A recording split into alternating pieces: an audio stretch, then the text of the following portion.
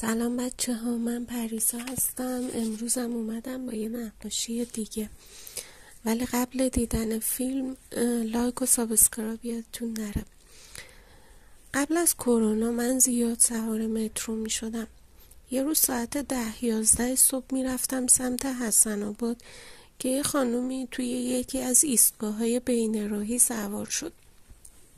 مانتو سبز خوشرنگی پوشیده بود با یه جلیقه پسته‌ای کوتاه. خط چشم نازک بنفشی هم کشیده بود پشت پلکاش، هم رنگ شالش. خیلی خانم شیک و آراسته‌ای بود. نشست صندلی روبروی من و مجله‌ای از کیفش در آورد و ورق زد. بعد سرشو بلند کرد، به هم نگاهی انداخت و شروع کرد به خندیدن. فکر کردم لابد مطلب خنده‌داری خونده. منم از روی ادب لبخند زدم بهش. چند دقیقه بعد مجله رو بست و باز خندید. شک کردم نکنه به من میخنده. توی شیشه پشت سرش به خودم نگاه کردم، چیز خنده‌داری ندیدم. به بغل دستیم نگاه کردم، اونم خنده‌دار نبود. برعکس بوق کرده بود و نشسته بود، شبیه کسی که چکاش برگشت خورده. نگاه منو که دید بیشتر گره سگرمه هاشو کورتر کرد. ایستگاه بعدی واگن خلوت‌تر شد. من موندم و چک برگشتی و خانومی که خنده هاش دیگه تبدیل شده بود به قهقهه.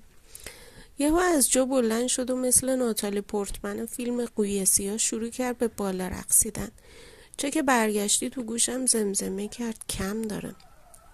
گفتم چرا؟ چون میخنده؟ گفت نه، چون الکی میخنده. ناتالی پورتمن هنوز داشت میخندید و میرقصید که چک برگشتی واگن رو ترک کرد.